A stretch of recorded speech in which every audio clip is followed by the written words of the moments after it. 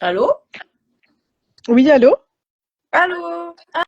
C'est toi, bonjour. Et bienvenue sur Allô, à livre ouvert, le podcast qui fait raccrocher les téléphones. Et décrocher les livres des bibliothèques. Alors, j'ai pris n'importe quel livre que j'avais à portée de main. D'habitude, je fais ça avec les nôtres. Je vois pas ton image. Tu sais quoi, avant de commencer? C'est noir. Alors, j'aimerais bien savoir ceux qui sont là. Euh, Est-ce que vous voyez le visage de Karima? Est-ce que vous voyez son écran? Parce que moi, je ne la Alors, vois pas. Pour attends, alors savoir. attends. Ouais, je sais pas. On va voir les personnes qui. Ouais. On voit tout, super. C'est bon. Moi, tu me vois bien, non? Enfin, tu me vois, c'est bon ou ça marche toujours pas? Non, non, je te vois pas, mais c'est pas grave, c'est pas grave. Ok. On recommence? Ouais. De toute façon, Valérie, elle va couper. Coucou Valérie. Bon. Ouais, Valérie va Allô? couper. Oui, allô? Bonjour et bienvenue sur Allô à livre ouvert, le podcast qui fait décrocher les téléphones, rapprocher les téléphones. Et décrocher les livres des bibliothèques. Alors, ben, on est content de vous voir pour le 17e épisode déjà. Oui, ça va trop vite. J'espère que tu vas bien. Alhamdoulilah. Alhamdulillah, alhamdulillah. Dans toutes circonstances, on va bien. Oui, exactement. Donc, si tu peux présenter Allô, Anna, pour les Oui, personnes qui. bah, oui, pour les personnes qui connaissent pas, donc Allo, c'est à livre ouvert. C'est un podcast qui met à l'honneur des auteurs peu connus. Et donc, Kerima et moi, on donne des informations sur la lecture pour vous reconnecter à la lecture. Voilà. Et aujourd'hui, dans notre 17e épisode, donc c'est un épisode un petit peu particulier, parce que sous le conseil de Anna, je commence, hein. Oui. Sous le conseil d'Anna, en fait, subhanallah, j'ai vécu une situation un peu compliquée il y a même pas une heure. Et en fait, je me suis dit que j'allais en parler. J'avais préparé une introduction, etc. Mais je me suis dit, c'est bien aussi des fois, comme Anna m'a dit, de parler à chaud de certaines choses pour en tirer des leçons. Donc l'introduction, on la dira à un autre allô. Donc ce qui s'est passé, c'est que, en plus, c'est vraiment en rapport avec le thème d'aujourd'hui, puisque le livre d'aujourd'hui, c'est un livre, vous allez voir, mais qui traite plus ou moins, en gros, des relations entre les croyants, voilà, du dîn, de notre rapport à la religion, notre rapport aux autres, etc. De la miséricorde ou pas qu'on peut avoir envers les croyants et les personnes d'autres confessions. Donc, bref, tout ça pour planter le décor, je n'ai pas pu prier le dor à mon travail parce que je finissais à 16h et que je me suis dit, je vais aller dehors comme j'ai un peu de temps et prier autre part. Et il se trouve qu'à côté de mon travail, il y a une mosquée pakistanaise. D'accord? Je suis déjà allée prier une fois là-bas, mais le problème qui se pose dans énormément de situations et de cas, je ne sais pas, Anna, si toi ça t'est arrivé, mais c'est Mhm. que, donc, il y avait une salle pour femmes cette fois-ci, mais il y avait quand j'y suis allée il y a 2-3 semaines, il y avait des hommes dans la salle pour femmes. Donc moi, je m'en fiche, c'est la salle pour femmes, j'ai très bien le droit de prier. Donc j'y suis allée, mais j'ai bien senti, j'ai demandé l'information à un frère, je voulais savoir où était la salle d'ablution, j'ai bien senti, bon, ils étaient pas heureux que je sois là. Ils étaient vraiment pas heureux que je sois là. Quand je suis descendue avec tous les frères qui sortaient, par adab, j'ai essayé de partir après eux. J'ai bien vu les regards réprobateurs. Bref. Moi, en fait, je suis quelqu'un, je pense comme tout le monde, quand je vais prier, c'est pour aussi m'apaiser. Et je me dis, si c'est pour aller dans une mosquée, je vais sortir, je vais être énervée, je vais rentrer, je vais être énervée. Finalement, est-ce que ma prière elle a de la valeur si j'y vais pour être énervée encore plus que j'ai déjà depuis ces 8 heures du matin que je travaille? Je sais pas. Donc je me suis dit, Khair, Inch'Allah, comme j'ai déjà fait, je vais aller prier dans une église, comme j'ai déjà fait à de nombreuses reprises. Je sais que religieusement, on va pas dire qu'il est recommandé, mais il n'est pas interdit de le faire. Omar ibn al-Khattab avait déjà prié dans une église. Et de façon générale, comme Anna m'a dit aussi, c'est mieux de prier dans une église que de ne pas prier. Et habituellement, je prie dans les rues, mais c'est très compliqué parce que bon, voyez, il y a du passage. Et puis je me dis, est-ce que ça donne aussi une bonne image de la religion? Bref, je ne suis pas très à l'aise, mais des fois je le fais. Donc je suis partie prier. J'ai prié le dor, parce que j'avais raté le dor. Donc il me restait 20 minutes avant que la Asr sonne. Je me suis assise, vraiment, j'ai mis mon téléphone en silencieux. Vraiment, wallah, c'est pas pour me donner du crédit, mais j'ai vraiment été dans une démarche de respect par rapport aux chrétiens, en fait, parce que c'est une église. J'ai laissé mon téléphone en silencieux et la sœur est arrivée. Donc, il restait 5 minutes. Je me suis dit, bon, je vais attendre la sœur. Elle est arrivée. J'ai attendu un petit peu de temps pour vraiment. Elle était tout au fond de l'église pour ne pas déranger. J'ai remis mon tapis comme j'avais fait juste avant pour le dol et j'ai prié. Et qu'est-ce qui s'est passé? C'est qu'il y avait un monsieur que j'avais aperçu au début quand je suis arrivée. Je l'ai reconnu à ses chaussures. En fait, je l'ai vu arriver parce que j'ai vu ses chaussures vu que j'étais en train de prier, donc j'avais la tête vers le bas. Et il est venu se planter devant moi. Donc il est venu mettre vraiment ses pieds sur le tapis de sorte à ce que je ne puisse pas continuer ma prière. Sauf que tête dure comme je suis, j'ai continué ma prière. Je me suis tournée. À chaque fois, je me décalais pour finir mon soujoud. Sauf qu'à un moment donné, ce qu'il a fait, c'est que quand il me restait plus qu'une rakat, donc il me restait plus qu'à faire le roko et à faire le soujoud, il a claqué les chaises, donc les chaises où les chrétiens s'assoient. Hein. Il a claqué les chaises devant moi, contre moi, pour qu'en fait je puisse plus descendre. Ce qui s'est passé, c'est que du coup, que Dieu me pardonne, je me suis énervée dans ce lieu de culte, malheureusement. Et en fait, s'en étant suivi tout un dialogue entre nous, enfin un dialogue assez mouvementé, hein, vous l'avez bien compris, assez houleux, dans lequel en fait il me disait que je manquais de respect, que en fait j'avais pas à faire ça, que c'était pas ici que je devais prier, que nous on prie Jésus, on prie pas Mohamed, on n'adore pas Mohamed. Déjà Starfelullah, mais bon, bref, même si, voilà. Et ce qui s'est passé, c'est que tout simplement, moi en fait, c'est une anecdote pour montrer quoi? Pour montrer que je trouve ça dommage en fait qu'on ait ce relationnel entre croyants parce que même si on n'a pas les mêmes dogmes, encore une fois, eux ils vont prier Issa, nous on va. Mais quelque part on est tous reliés par une chose, c'est la foi quand même. Moi sincèrement j'ai vu des personnes chrétiennes dans ma vie qui avaient une foi. Je sais pas si je l'aurai un jour cette foi. C'était magnifique et pourtant c'était pas une musulmane. Donc je trouve qu'on devrait avoir quand même un respect entre nous et ça montre quelque part que c'est pas encore gagné. Et comme Anna m'a suggéré, peut-être qu'en fait, ça vient nous apprendre quelque chose de notre rapport relationnel aux autres. Et bref, je vais la faire courte, mais tout ça, c'est fini comment? C'est que la personne a appelé la police. Bon, je me suis dit quand même, la police de Bruxelles doit avoir d'autres choses à faire que ça, c'est un peu ridicule. Mais bon, bref, on a parlé avec les policiers, ça s'est rentré dans l'ordre, je suis partie de mon côté. Mais ça m'a laissé un goût amer déjà parce que j'ai été choquée, c'est une agression pour moi, je l'ai vécu vraiment comme une agression. Et vraiment, le contraste entre eux, j'ai commencé à prier vraiment les églises. C'est vraiment un lieu que j'aime bien, je vais dire la vérité. Je trouve que c'est apaisant. Vraiment, je trouve ça apaisant. Dans les mosquées aussi, mais les églises, j'aime bien. J'ai toujours bien aimé depuis que je suis petite. Et en fait, ça a contrasté entre l'apaisement que j'ai ressenti en rentrant et ensuite, la violence avec laquelle il m'a interpellée, qui m'a claqué les chaises dessus. Et je me suis dit, est-ce que ça vient pas, comme Anna m'a suggéré, nous dire quelque chose de notre relationnel aux autres? Et c'est vrai que le livre de Naïma qu'on va aborder aujourd'hui, il vient un peu nous parler de ça, de ce relationnel qui des fois n'est pas bon avec les autres, subhanallah. Donc voilà, je voulais parler de cette anecdote parce que je me suis dit, ça peut, comme Anna m'avait dit, voilà, ça peut avoir un rapport avec le livre d'aujourd'hui, ça introduit bien les choses et nous laisser sur une interrogation comme il m'a dit le policier, et j'ai répondu avec mon nefs, hein, mais c'est vrai qu'en vrai, je sais pas si c'est la vérité. Il m'a dit, mais si vous, un chrétien, venait prier dans une mosquée, comment réagiriez-vous? Et avec mon nefs, je lui ai dit, ben, on réagirait bien, monsieur, vous pensez qu'on va le mettre dehors? Mais en fait, trois petits points. Donc voilà, je laisse la parole à Anna sur cette interrogation qui reste ouverte. Subhanallah. Ouais, c'est pas quelque chose d'évident. Et après, les réponses, chacun, je pense, par rapport à son histoire, à ses blessures, à tout ça, va tirer les leçons et voir ce qu'il a à voir de lui-même. Parce que chaque situation parle de la personne, comment elle perçoit la situation, va parler de la personne en soi. Pour moi, enfin, si l'islam, c'est donc la religion de la paix, on est là pour répandre la paix. Et si Allah avait voulu, comme il l'a dit dans un verset, il aurait guidé tous les êtres humains sur la même foi. Donc voilà, tout ce qui est, tout ce qui existe, c'est par la permission d'Allah. Et ce qui est triste en fait, c'est ces guerres de religion toutes petites, parce que là c'est une mini guerre de religion. Ouais. À plus grande échelle, ce sont des pays qui se battent. C'est toujours au nom de moi j'ai raison et toi tu as tort. Et je pense qu'en fait, chacun doit se laisser tranquille. Si toi, tu estimes que tu as raison dans ton coin, tant mieux, et voilà. Et puis, on n'a pas à imposer aux autres, ni à interdire aux autres. Voilà. Mais c'est vrai que c'est une bonne question. Est-ce que nous, on laisserait un chrétien, tu sais, il y a même des mosquées qui ne laissent même pas les chrétiens pénétrer dans la mosquée. Donc, voilà, on a peut-être aussi le revers de ce que nous, on peut faire aussi. Oui. Après, il y a plein d'interrogations, pas forcément de réponse, mais en tout cas, je pense que ça parlera à toute personne qui écoute. Et voilà, et chacun doit voir ce qu'il a à voir de cette situation. Mmh. Voilà.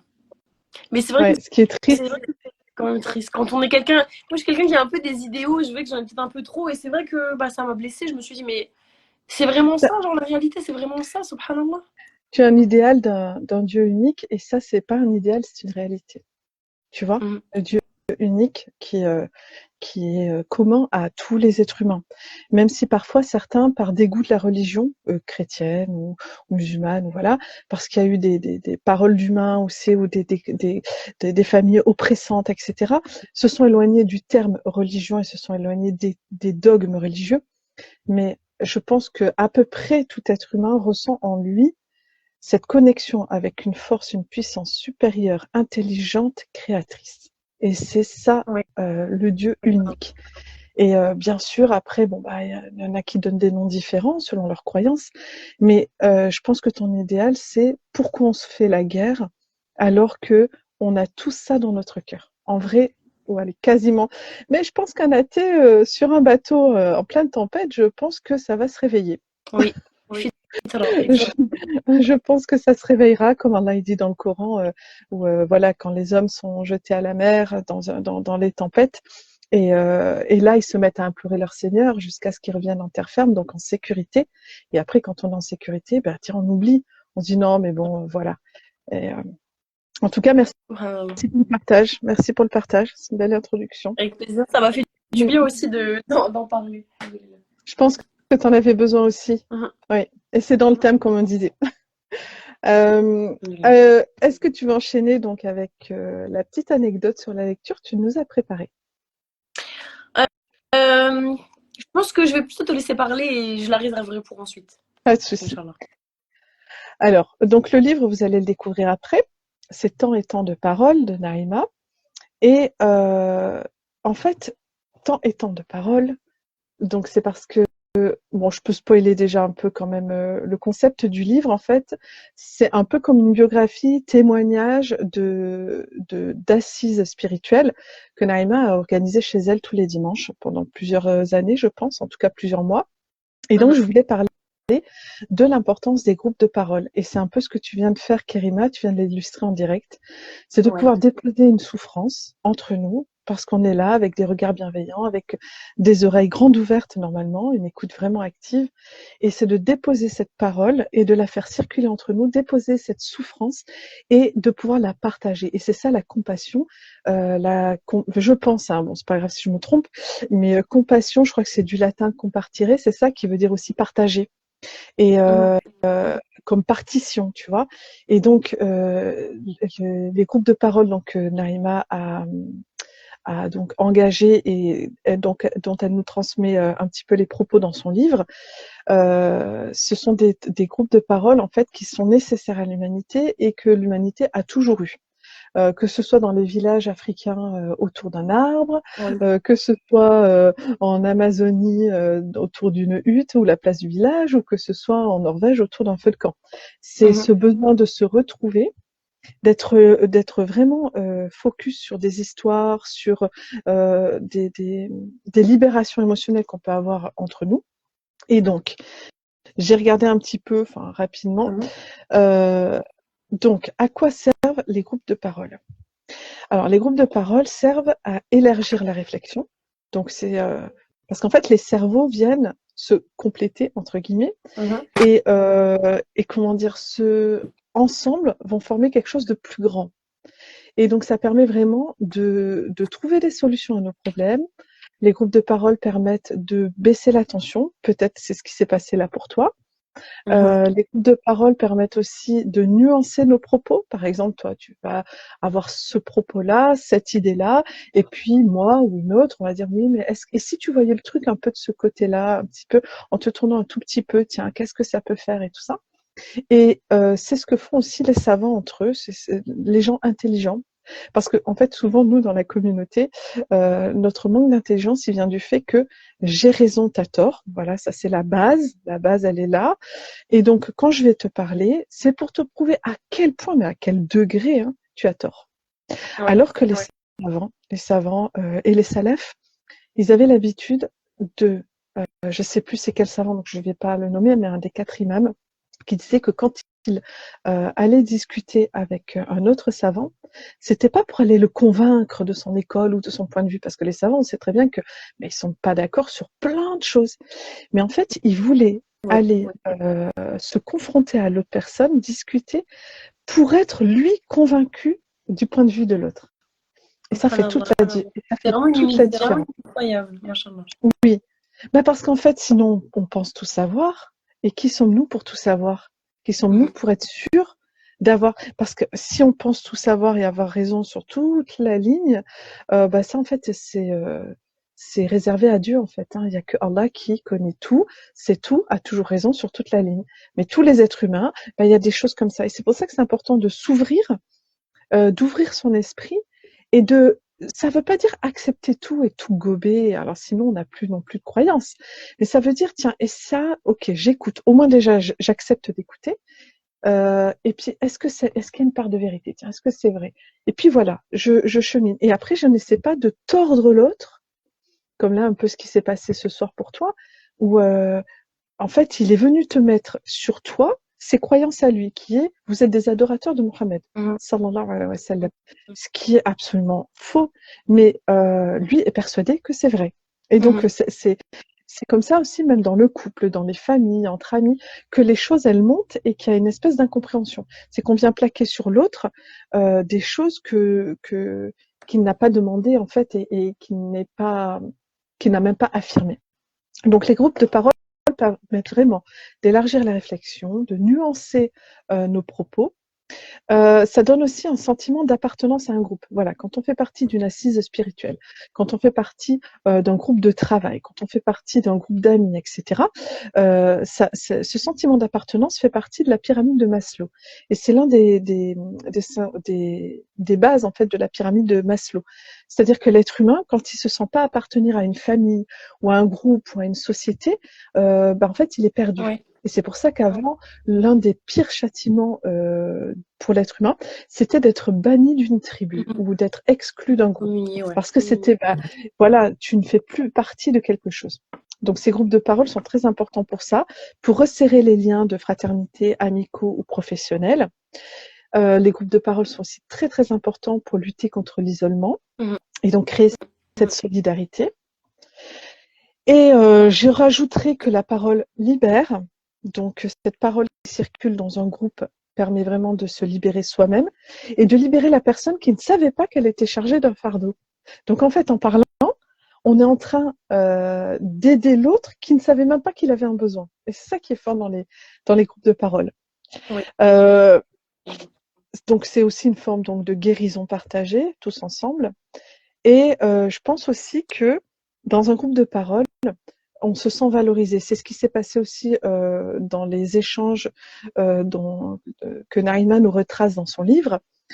C'est que chaque personne se sent vraiment valorisée parce que se sent écoutée et ça, je pense, redonne vraiment confiance en soi.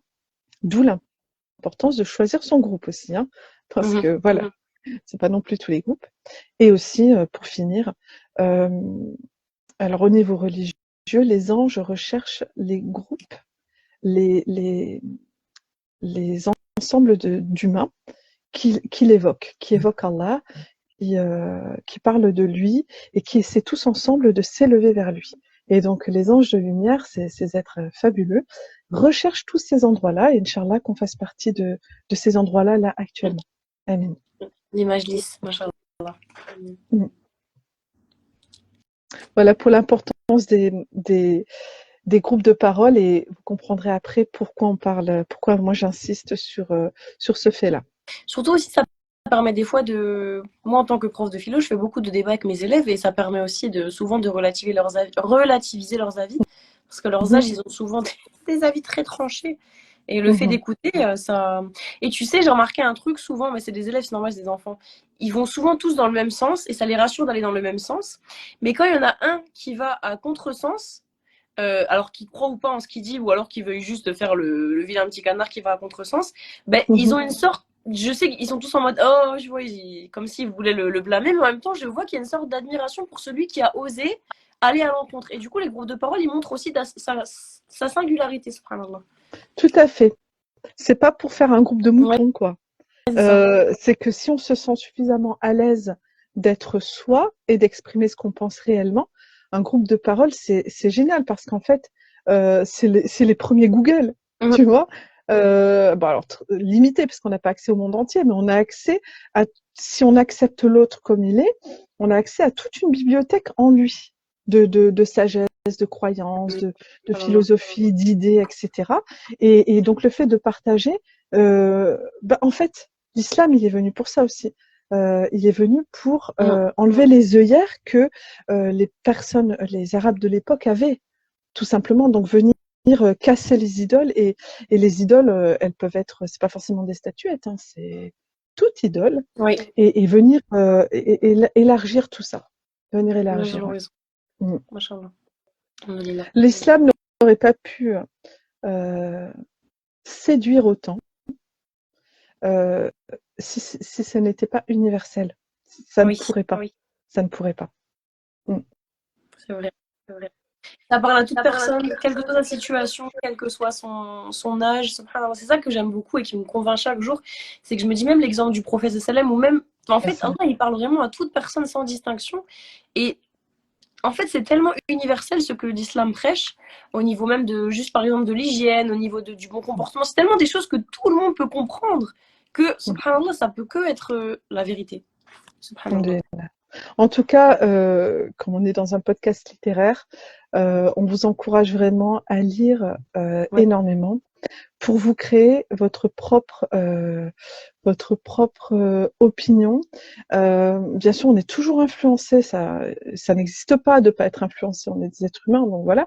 Mais de lire et d'ouvrir votre esprit avec les lectures, c'est vraiment important. Dans tout domaine, que ce soit religieux, spirituel, mondain, même dans la cuisine, tu veux tester des nouvelles recettes.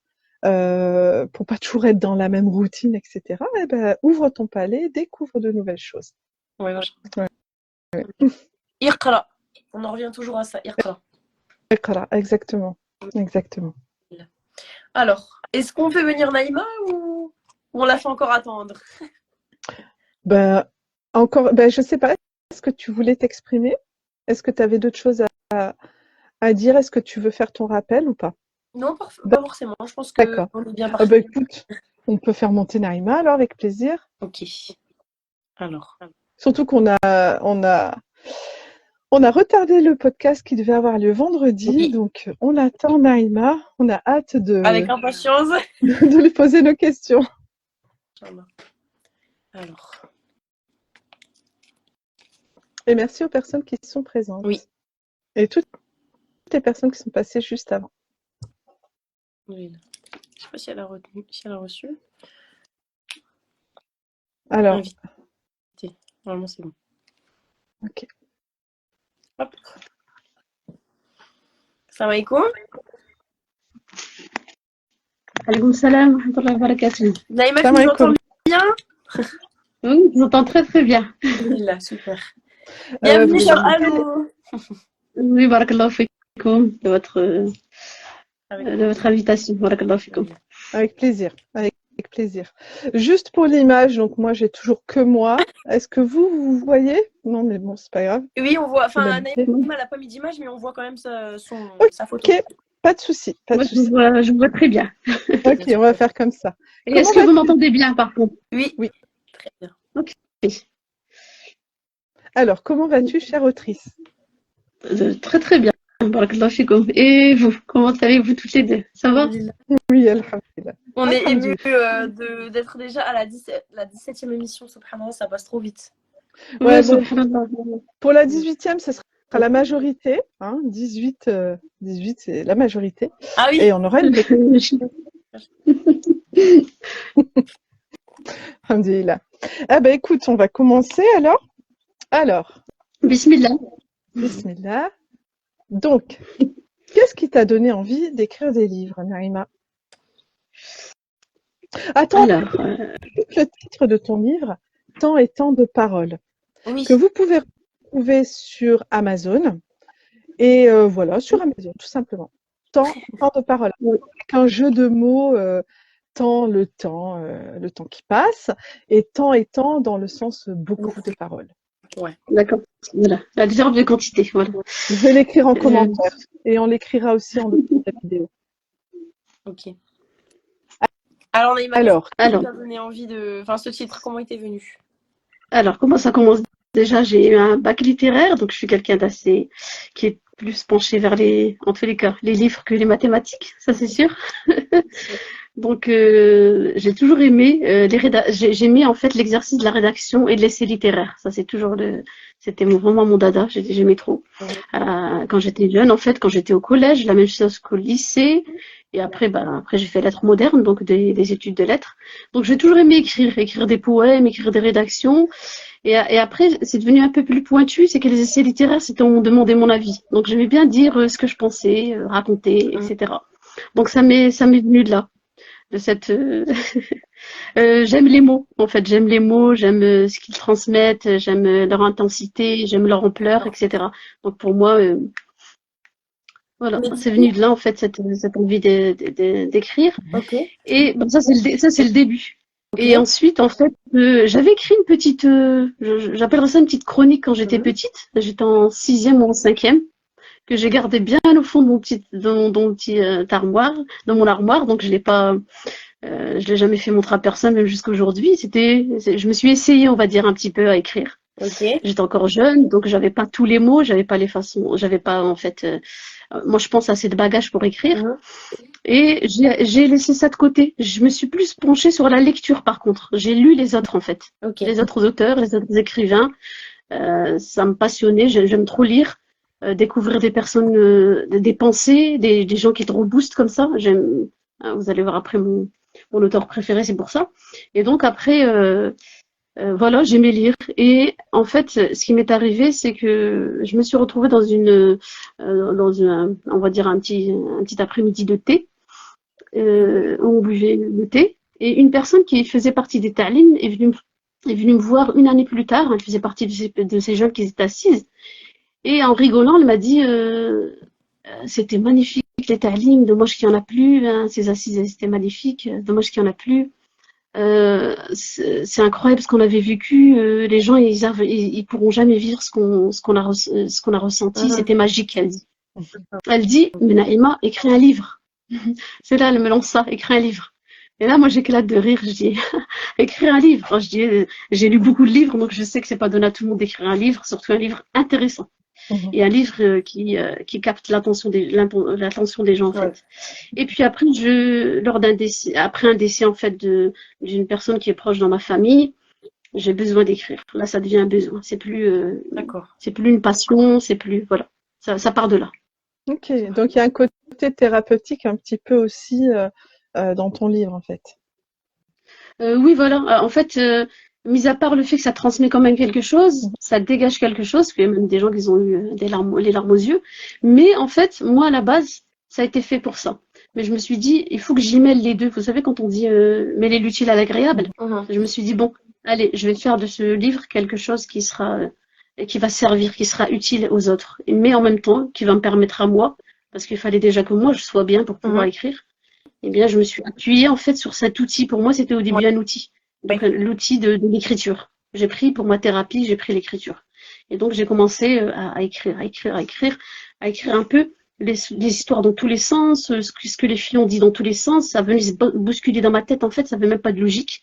Mais en tous les cas, ça me faisait du bien. Ouais. Et donc, au début, il faisait 50 pages, et à la fin, il en fait Oui, 260. oui, c'est un beau C'est parce qu'en livre, fait, ça, machallah. c'était. Un bel ouvrage. Machallah. Souvent la mort, ça vient réveiller des rêves chez les vivants. Ouais. C'est beau ce que tu viens de dire, machallah. Ah, ouais. Ouais, c'est très beau, subhanallah. Et Mais souvent, c'est la mort, excuse-moi, ouais, elle te met en face de réalité, en fait, que t'envisageais pas autrefois, et des changements comme ça, et des challenges que tu te dis dans ta vie, je ne passerai pas à côté, parce que je ouais. suis consciente vraiment de la mort. Et là, tu t'y mets vraiment. Je ne sais pas pourquoi, tu t'y mets, c'est le, c'est le point, en fait, qui fait que tu te réveilles, tu te dis, allez, maintenant, ça va changer. C'est le déclic. Voilà, le déclic. Ouais. Toi, la personne qui est enterrée, elle a été enterrée avec ses rêves. Ah, Si c'est elle ne beau. l'a pas, tu les réalisés. Et tu vois, nous, parce que moi aussi, j'ai eu un décès en août. Et nous, ça nous permet en fait de nous dire, surtout quand la personne avant te disait fonce et vis ta vie. Ouais. Et toi, tu te dis, mais en fait, ça va se terminer comme ça et rapidement et je ne sais pas quand. Et donc, ça donne une espèce de sentiment un peu d'urgence et de force. Et finalement, les morts donnent de la force aussi. Ils réveillent les Eux vivants. sont passés. Oui, oui. Exactement, subhanallah, oui. Oui. Alhamdulillah. Oui, en fait, il laisse quand même, il laisse un message, en fait. Il continue de donner un message, en fait, aux vivants. Oui. C'est-à-dire que à travers la mort, il y a qui est une chose qui est triste.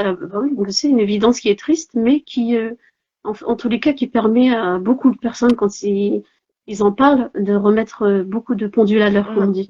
Et à partir de là, le changement opère automatiquement. Donc, comme quoi. Même religieusement, Allah il nous dit que ne médite-t-il donc pas sur la mort. Enfin, il y a beaucoup de versets, je vais pas les dire comme ça, mais qui montrent mais quoi, tu vois pas que tout le monde meurt, tu vois pas que toutes des générations s'en suivent et qu'elles meurent toutes, qu'est-ce que tu vas te réveiller ou tu vois, c'est un peu ça.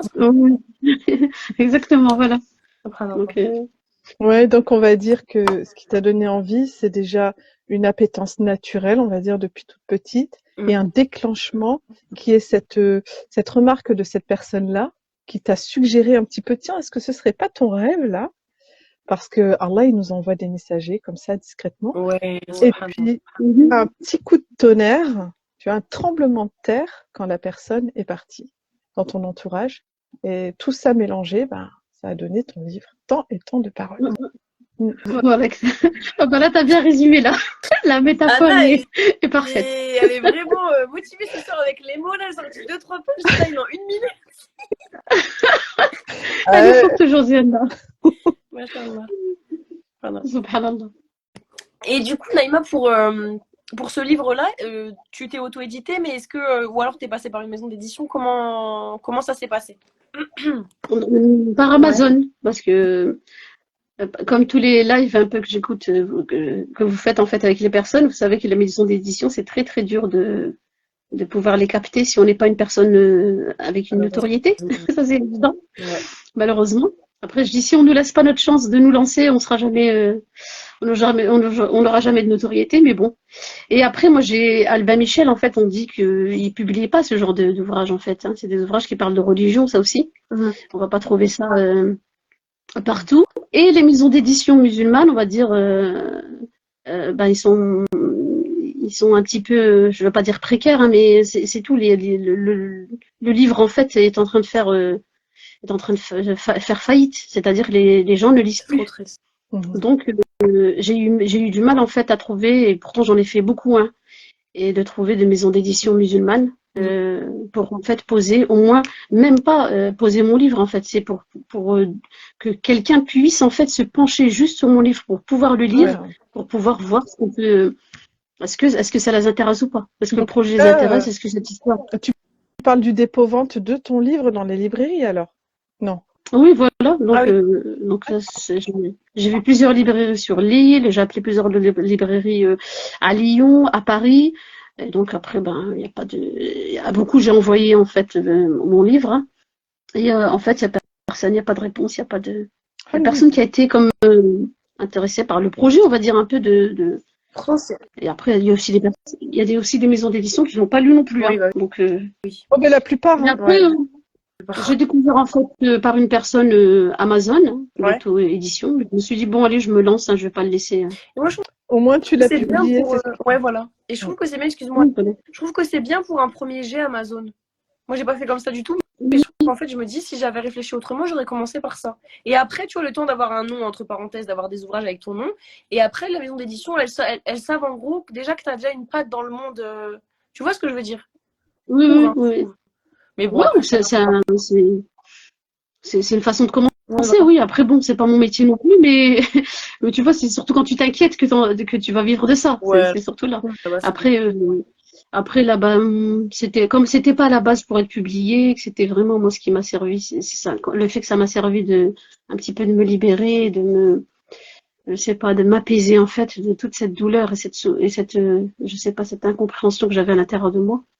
Ça m'a permis de faire ça. Moi, pour moi, j'avais déjà gagné en fait un lundi but. Ouais. Et après, je me suis dit, bah tiens, pourquoi pas qu'il soit connu de tous. Et puis, il peut éventuellement, même minime soit-il, hein, quand on peut apporter une petite chose, une petite étincelle chez quelqu'un, pour moi, c'est gagné. Donc voilà, je me suis lancée. Machallah. Ça touche toujours Et quelque chose. alors, est-ce que tu continues d'écrire depuis?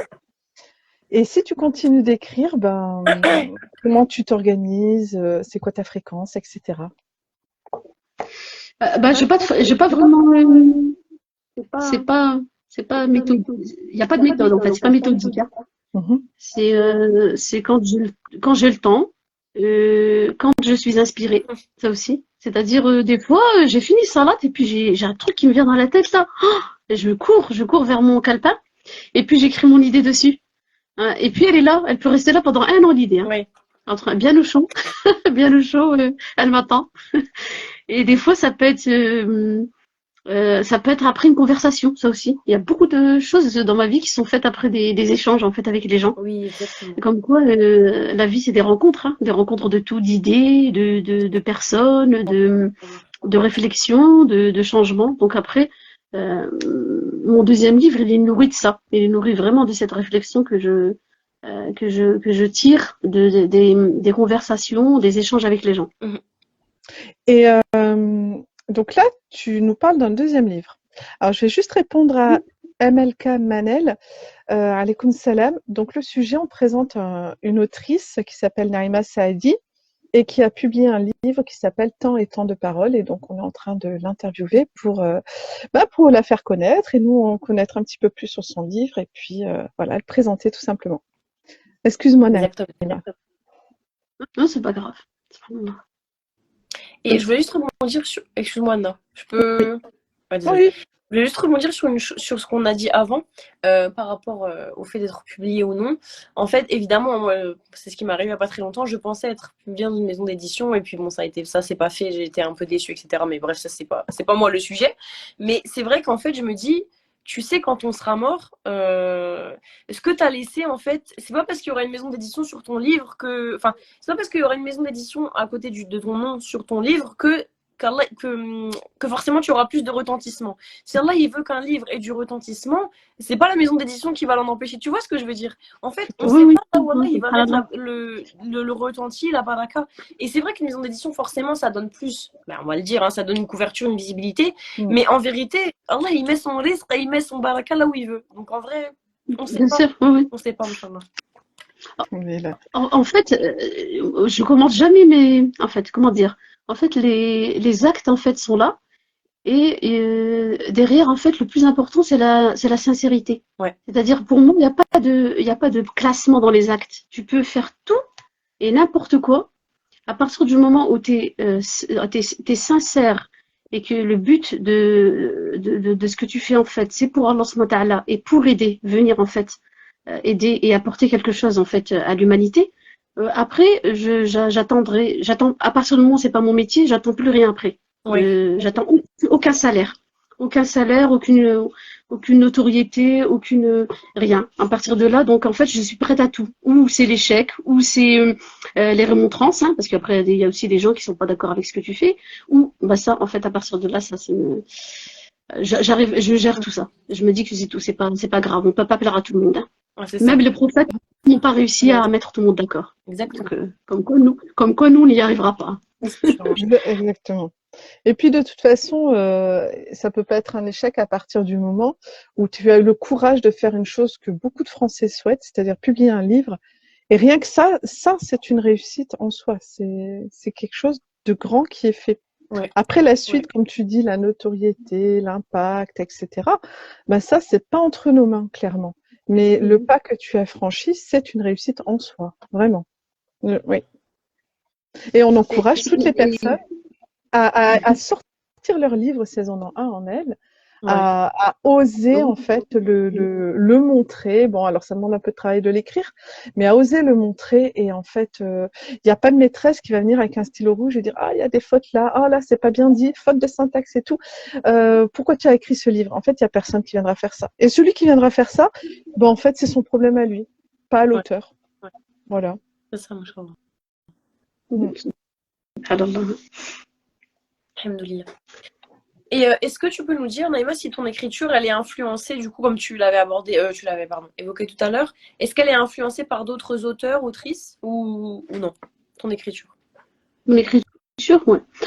J'estime pas que j'ai un style en fait. Bon, j'estime pas que j'ai un style qu'on pourra commenter en tous les cas par la suite. Mais en fait, comme j'ai dit, en fait, j'essaye de coucher en fait sur la page en fait toute l'émotion et de la saisir vraiment. Par exemple, il y a des passages que les gens ils ont dit mais j'ai pleuré, mais c'est incroyable. Notamment la personne qui raconte le décès de son père. Il y a des personnes vraiment ils ont dit mais j'arrive plus à m'arrêter. Par exemple. Mais en fait, c'est vraiment parce que pourquoi à ce moment-là, la personne qui me raconte ça dans cette douche, par la suite, je vis la même chose et maintenant je comprends ce qu'elle a vécu. Donc Oui. du coup, quand je le transmets sur la page, il y a toute cette espèce d'ampleur là et cette souffrance qui est transmise dans la plume en fait et qui est vraiment authentique. Ok. Donc en fait, il y a même pas d'influence en Oui, fait. c'est ça. C'est juste, je me dis tout le temps, comme quand je fais justement les assises qui ont duré pendant 10 ans, Ah, moi, je me dis tout le temps en fait, Bismillah, je respire un bon coup et je dis ma dua du début là et je me lance en fait. Je ne sais pas où ça va, où ça peut partir, où ça va aller. Du moment en fait, c'est que déjà je connais mes limites. Il faut toujours avoir des petites limites et un petit cadre. Et ensuite, je me dis, on peut tout dire à partir du moment où on vexe personne, à partir du moment où ce qu'on dit est censé et pourra apporter quelque chose en fait d'intéressant Mhm. et d'utile. Voilà. Moi, c'est ça en fait. Mais j'ai pas de style. Les influences sont tout ce qui est autour de moi. Ouais, c'est ton C'est-à-dire, environnement, en fait, machin. voilà. Mhm. Les auteurs que je lis, mes rencontres, voilà. D'ailleurs, je cite beaucoup mes lectures hein, et aussi un petit peu, on va dire, mon petit passé littéraire, hein, parce que je cite beaucoup aussi les auteurs anciens. Hein. J'aime bien les auteurs qu'on a étudiés pendant notre scolarité, hein, c'est-à-dire Ouais. Racine, comment il s'appelle Émile Zola, c'est-à-dire Mhm. Montaigne, j'aime bien Rousseau, j'aime bien Classique. Descartes, en fait, voilà, tous les auteurs. Et J'aime tu as bien déjà aussi pensé, Maupassant. pardon, vas-y. Non, j'ai dit juste Maupassant. J'ai Tu aimes rajouté bien Maupassant parce que Maupassant? j'aime le style très naturel, en Ouais, fait. bien Ouais. sûr. Est-ce que tu as pensé à reconnecter les gens comme ça à la littérature française? À la littérature, Oui. j'aurais De bien faire aimé les reconnecter déjà à la lecture, toute courte. Déjà, ouais. tu le fais Sans autour de parler toi? d'auteur. Tu Ben, j'essaye, ouais, parce qu'après, j'ai encore des petits groupes de parole comme celles qui sont, comme ceux qui sont dans le livre, en fait. Et Mhm. j'essaie un peu de motiver les gens, en fait, en leur disant que, il faut lire. C'est un patrimoine, il faut Ouais, lire. On a vraiment. tellement de belles choses à découvrir, Vraiment. euh, on a tellement de choses qu'on est loin, en fait, de connaître. Il y a des livres passionnants, il y a des livres intéressants, il y a des livres qui te font vibrer, des livres qui te font penser, des livres qui te font réfléchir. Je leur dis, je leur donne des petits. Et des fois, je lis même des passages pour les motiver, pour leur faire montrer à quel point. Et quand tu lis le passage, c'est vrai que les jeunes, ils sont un peu, ah, c'est beau, mais après, il faut qu'il y ait une suite. Ouais. Voilà. Donc, en littérature, pas spécialement la littérature en fait française, même si c'est ma littérature préférée. Mais en tous les cas, dans les assises, parce que c'est des assises musulmanes, j'essaie quand même de leur dire, allez-y, lisez un petit peu, lisez ceci, lisez cela. Ouais. Et Tu mets des petites graines, en fait, machallah. advienne qui pourra. Voilà. exactement. Dis-moi combien de temps tu as écrit ton livre, à peu près? Ah oui, c'est vrai, c'est intéressant. À peu près, waouh, 8-9 ans. Ah, punaise, D'accord. quand même. Donc Ouais, c'est parce que de temps c'était en temps. pas, D'accord. ouais, c'était pas le but de l'éditer. Tu vois comment? Quand c'est pas le but de l'éditer, c'est quand t'as envie, Oui, comme un voilà. truc, comme quelque chose, une activité à laquelle tu reviens, tu vois comment, comme un sport pendant que tu fais pendant 10 ans. En fait, c'était juste ça le Mhm. but. Et c'est après que je me suis dit, ah tiens, pourquoi pas. Eh ben, c'est génial. Après, il y a des moments aussi où j'avais des projets dans ma vie, donc je l'ai mis de côté. J'ai même ouais, j'avais une grossesse, après j'ai eu mon permis, après en fait, j'ai eu des choses comme ça qui sont intervenues dans ma vie personnelle. Et en fait, je l'ai mis de côté. Je l'ai même pas, j'écrivais pas à ce moment-là. Voilà, et après, j'écrivais jusqu'à ce que je l'ai fini, et retravaillé, refait plusieurs fois. Et enfin, le jour où Allah il avait décidé en 2019, je crois, En là je me 1919. suis dit, allez, 1900, viens. Non, je parlais T'as de quel ma âge, naissance, Salma? de ma date de naissance. C'est parce que je parlais de ma date de naissance, c'est pour ça que je dis 1900. Et donc voilà. Machallah, tu es née avec un stylo dans la main, en fait. Tu as Ouais, commencé à c'est la ça. maternité à raconter. Voilà. Aïe, aïe, aïe. Alhamdulillah. C'est ça, Inch'Allah. Et puis, dernière question, Kerima. Alors,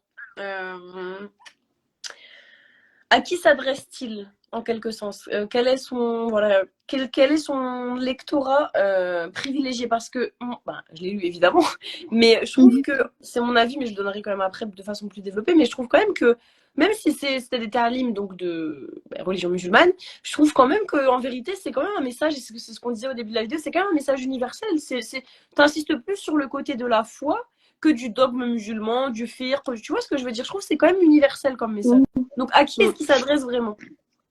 En fait, justement, quand tu as dit il s'adresse plus à ça qu'à ça, c'était ça le but en fait. Je sais que moi, je ne suis pas un savant, non, mais pas du tout. Et loin de là. Et je n'ai pas cette science en fait du fiqh, justement. Je la laisse aux personnes qui sont compétentes et qui se connaissent dans ce domaine-là. Par exemple, dans mon livre, on ne trouvera pas des questions de halal haram, est-ce que c'est permis ou pas. Ça, je ne saurais pas répondre en tous les cas. Ce livre en fait se veut, moi je l'appelle c'est une initiation à la religion. C'est-à-dire, par exemple, je suis rentrée dans une librairie et j'ai vu, j'avais mon livre avec moi pour pouvoir en fait le présenter à cette librairie, et je vois le monsieur qui peine, parce qu'il parle pas très bien français, qui peine à répondre aux questions de deux jeunes filles en fait, qui disaient, on aimerait bien trouver un livre, on connaît pas du tout la religion, on s'intéresse à peine à la religion, est-ce que vous pouvez nous conseiller un livre? Et moi, j'avais mon livre dans mes mains en fait, j'attendais que le monsieur ait fini sa réponse. Et en fait, dans ma tête, je me suis dit, je pourrais intervenir, mais j'interviens pas. Mais en fait, je me suis dit, ouais, mais c'est mon livre en fait qu'il faudrait que ces personnes elles lisent. Pourquoi? Dans le sens où elles recherchaient en fait quelque chose c'est pas qui les convaincre en fait, quelque chose qui résume un peu la religion.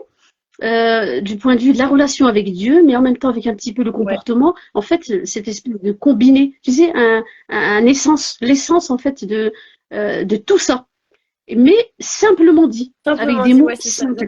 C'est pas dans parce que, comme disent mes enfants quand ils regardent ma bibliothèque, des fois avec les livres très très gros là qui font avec côté français arabe, ils me disent on comprend rien, mais c'est trop dur, mais c'est trop difficile, etc. Et je me dis en fait peut-être que les jeunes de maintenant, il leur faudrait quelque chose qui soit un peu plus accessible, tout comme les fameuses chroniques, parce que maintenant ils ont un autre style littéraire, ils lisent des chroniques, les jeunes de maintenant, que nous avant non. On lisait rarement des chroniques. Mais pourquoi? Parce que la chronique est écrite simplement avec des mots compréhensibles. Et en fait, pour eux, ça coule de source et puis ils lisent ça vite fait. Et en fait, quand on leur présente un livre de fiqh, mais c'est trop dur, c'est trop difficile, on comprend rien, comme ils disent tout le temps. Et donc, je pense que ça peut être une initiation, ça peut être un début de quelque chose. On lit le livre et puis on se dit, maintenant, je vais aller plus profondément en fait dans les enseignements de l'islam. Parce que mon livre, il traite vraiment pas de ça. D'ailleurs, la première page le dit. Mon livre n'a ni l'ambition ni la prétention de traiter des sujets théologiques. Et est-ce que tu en as déposé dans les mosquées, ton livre?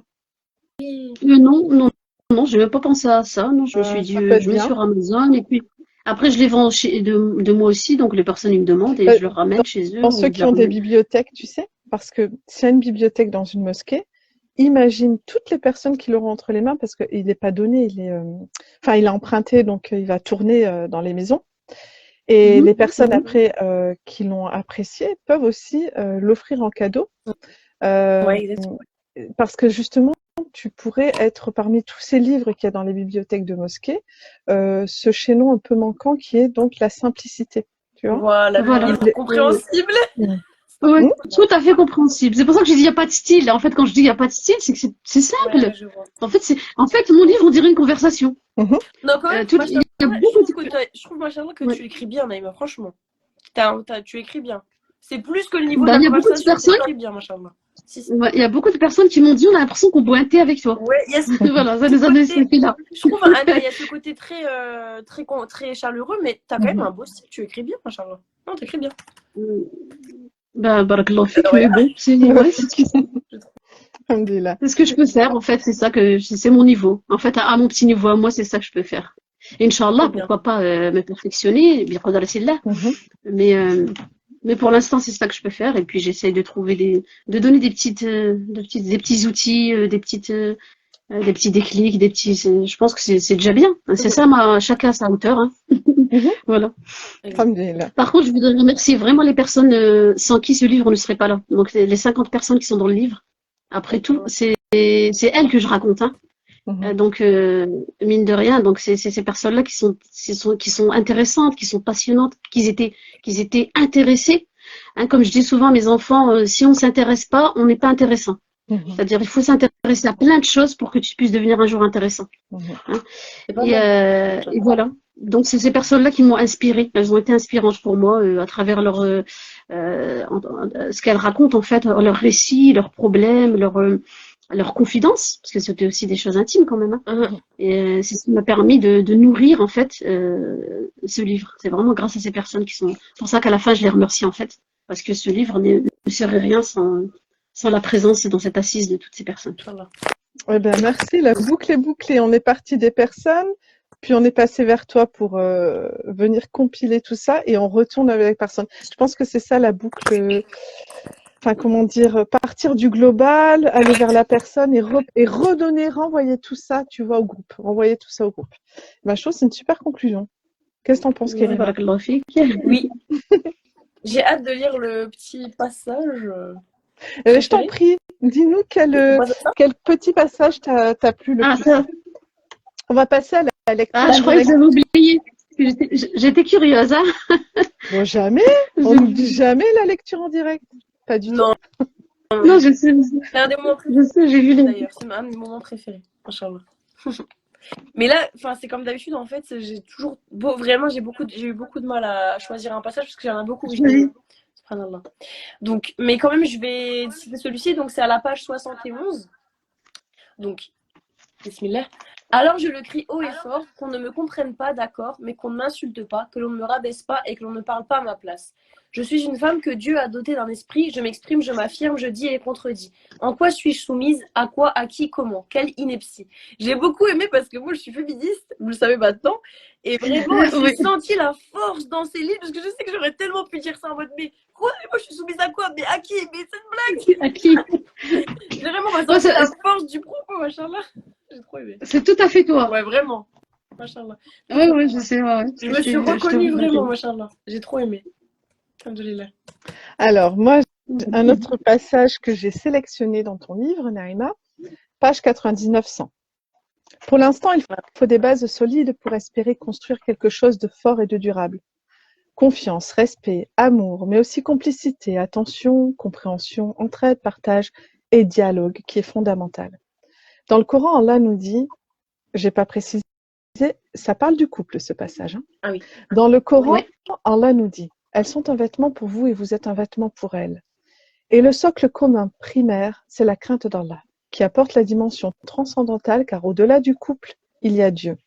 Voici les valeurs intemporelles qui unissent un couple dans le temps. Lorsque la fougue diminue, 99... Pourquoi il y a 99? Excusez-moi, Non. je me trompe. Lorsque la fougue Parce que les diminue, années passent.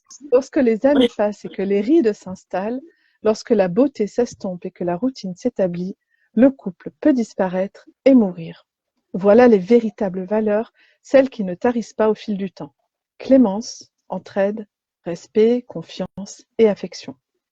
On continue en composant avec les hauts et les bas qu'impose ce voyage que l'on a commencé ensemble. Et ainsi on pourra vieillir, main dans la main, en posant un regard bienveillant de miséricorde sur l'autre. Celui ou celle qui était notre compagnon de route et qui a partagé tous les moments de notre vie.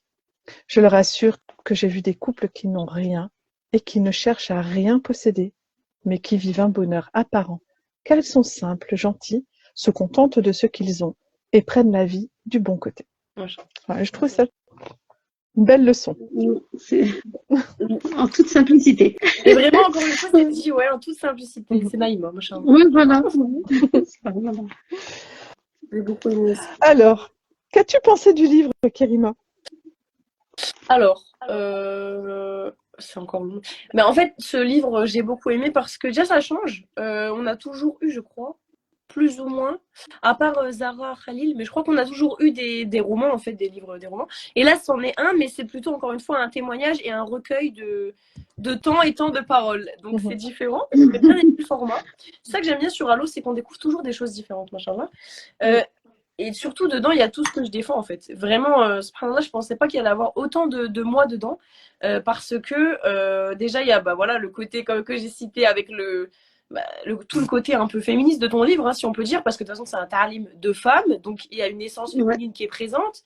Et l'islam est tout son amour, en fait, de la femme, et encore une fois, à l'encontre et à l'inverse de tout ce qu'on entend, et on en a marre, mais c'est toujours pareil. Et ça fait du bien, encore qu'on le dise. Non, l'islam, il vient pas oppresser les femmes. Allah, il aime les femmes, il a dédié toute une sourate aux femmes. Non, on n'est pas soumise. Non, oui, on est très bien avec notre pudeur. Bref, ça, j'ai beaucoup aimé. Et ce que j'ai beaucoup aimé aussi, c'est en fait, tu vois, toutes ces sœurs qui sont venues pendant ces ta'lim, pendant 10 ans, machallah, vraiment, on sent que. En fait, on sent vraiment leur puissance au sens où elles sont venues, elles ont déposé, comme tu as dit, leurs plaintes, leurs craintes, leurs peines, aussi leurs joies. Et on sent qu'en fait, ce sont des résilientes un petit peu, tu vois. Elles sont toujours venues tarlim après tarlim. Bon, là, je pense qu'elles sont parties peut-être plus vite que d'autres, mais je trouve que c'est des femmes qui, je les connais pas, mais de ce que tu as décrit d'elles, j'ai l'impression que c'est des femmes qui sont fortes et qui sont résilientes et qui sont venues à chaque fois, malgré leur vie compliquée, tout ce qu'on a pu lire dans le livre. Et j'ai bien aimé parce que je trouve que tu donnes vraiment un côté puissant à la femme et tu redors ce côté-là, puissant, l'essence féminine et la puissance de la femme. Et j'ai beaucoup aimé surtout, pour terminer, parce que tu as focus, et ça encore une fois, surtout dans les ouvrages classiques de religion, on ne parle pas assez de spiritualité. Et je trouve que vraiment tu as beaucoup focus sur ça. Tu as beaucoup parlé d'intention, tu as beaucoup parlé de la méditation, c'est très important. Revoir ses intentions, voilà, la niya, le côté très spirituel, le tasawwuf. Et j'ai beaucoup aimé, parce qu'encore une fois, moi je suis un peu dans ça, et c'est vrai que je trouve pas beaucoup d'ouvrages classiques qui parlent du tasawwuf, de la spiritualité. Et qu'est-ce qu'on en Qu'est-ce qu'on a besoin d'amour, qu'est-ce qu'on a besoin de spiritualité, qu'est-ce qu'on a besoin de méditation dans nos vies à 200 à l'heure où on est fatigué, on fait la gueule tout le temps, on parle à personne, on n'a pas le temps. On a besoin de spiritualité, machallah. Et je trouve que nous, on en parle bien. Et aussi, dernière chose, ça tombe bien, ça rejoint l'introduction. J'ai beaucoup aimé l'ouverture aux autres religions parce que tu as parlé de Mère Teresa et de l'abbé Pierre. Et moi, j'aime beaucoup ces figures-là. Surtout l'abbé Pierre, c'est une figure que j'aime beaucoup.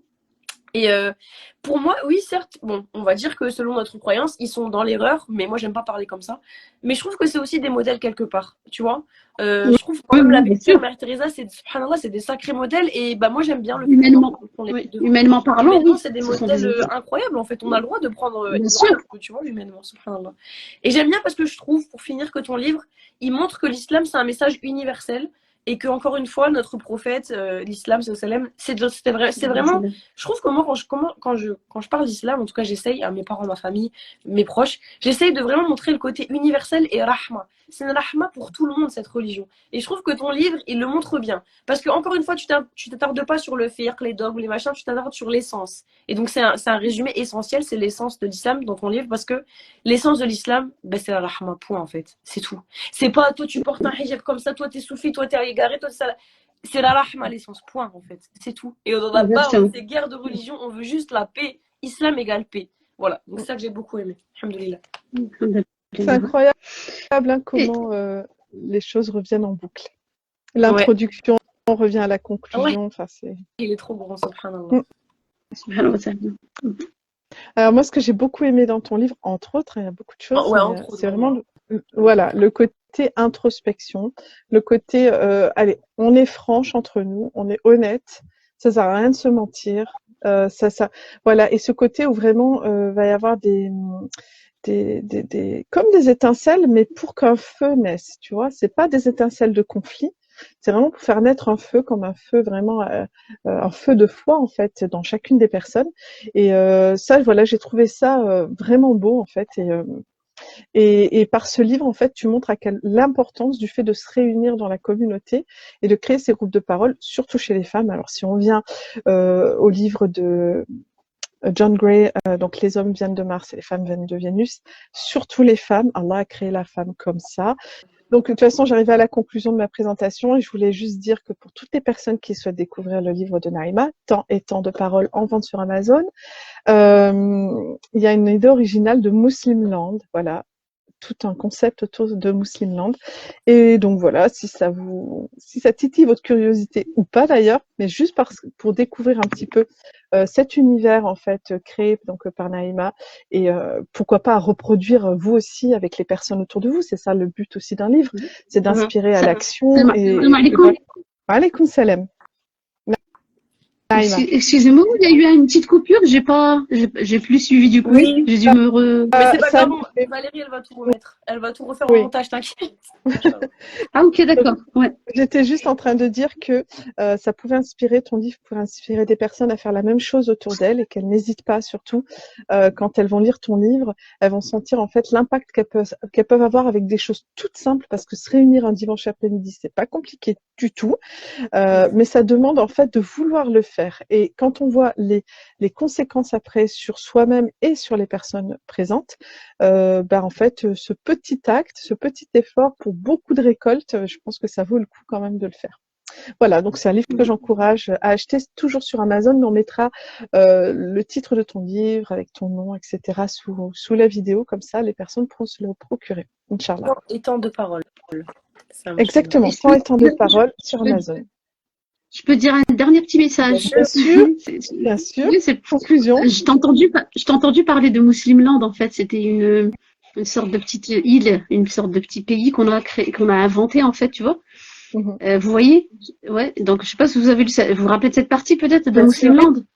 Je voulais pas la dévoiler, j'ai juste mentionné, comme ça je me dis, les personnes qui ont envie de le savoir, ils n'ont qu'à acheter. C'est parce que, non, je voulais juste parler du concept, en fait. C'est que dans la vie, en fait, il faut pas, ce concept, en fait, qui est né d'un imaginaire, mais dans l'imaginaire où tout est possible, hein, vraiment. Dans le meilleur des mondes possibles, en tous les cas, hein, comme dirait Candide de Voltaire.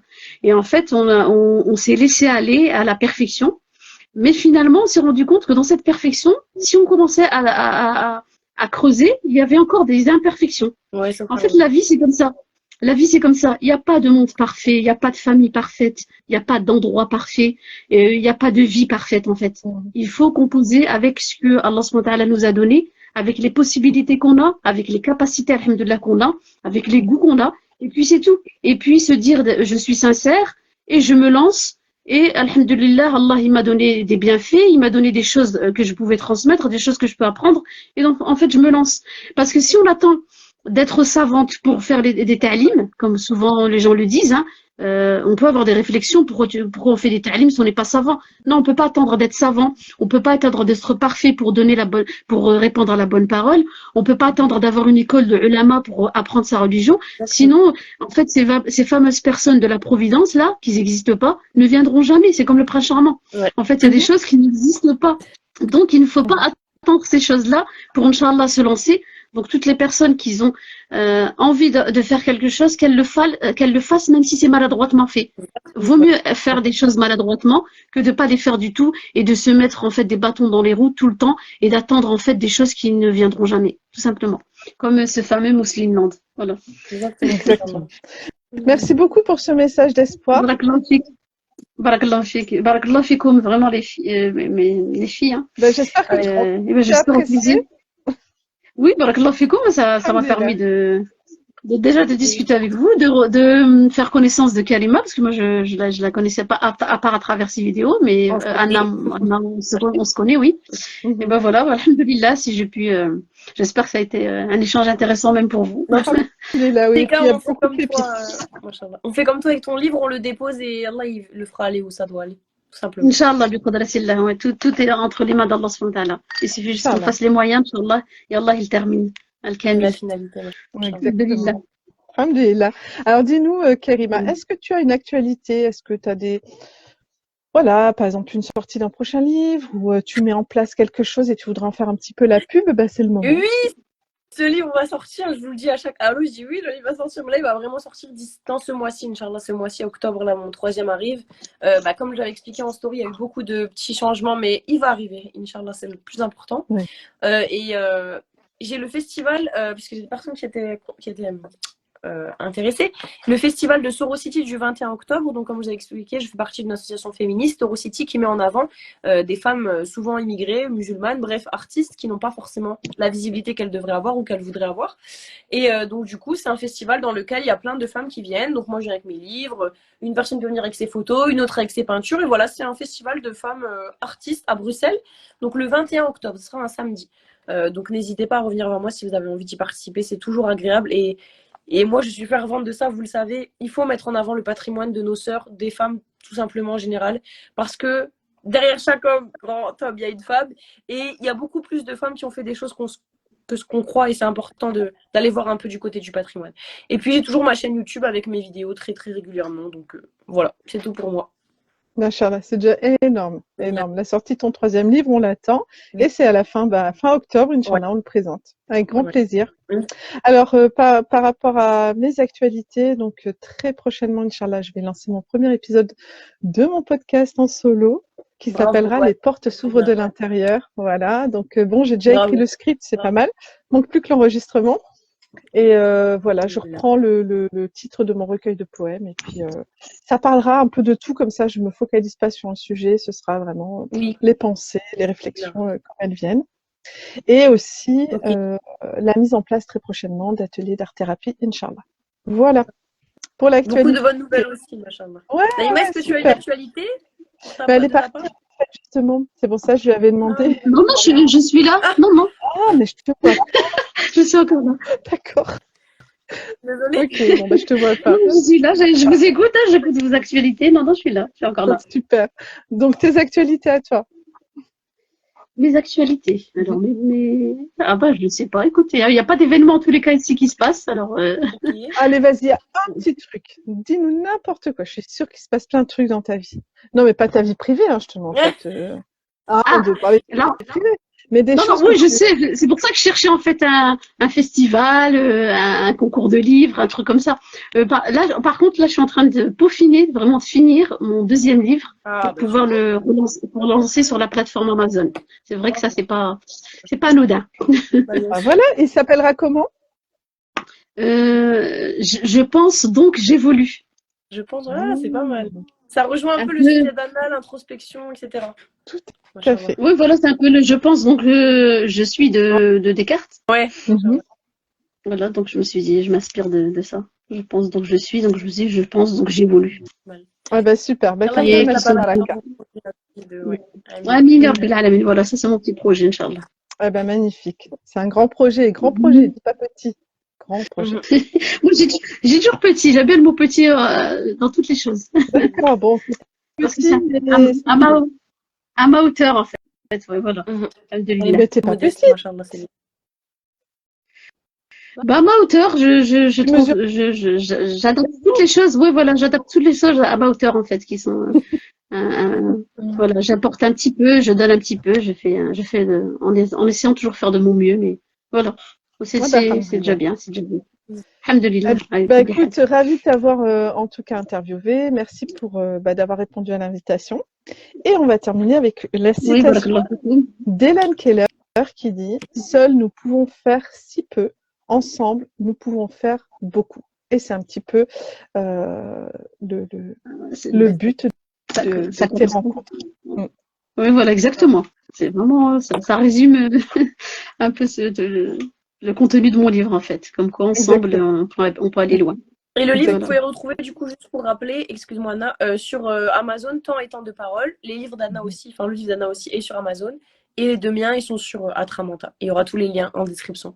Voilà, merci beaucoup. À bientôt, Inch'Allah. Merci. Bonne continuation, Inch'Allah. Qu'Allah il apporte le baraka dans votre projet et aussi dans votre chaîne, Inch'Allah. Toi aussi, et salam alaikum. Salam alaikum.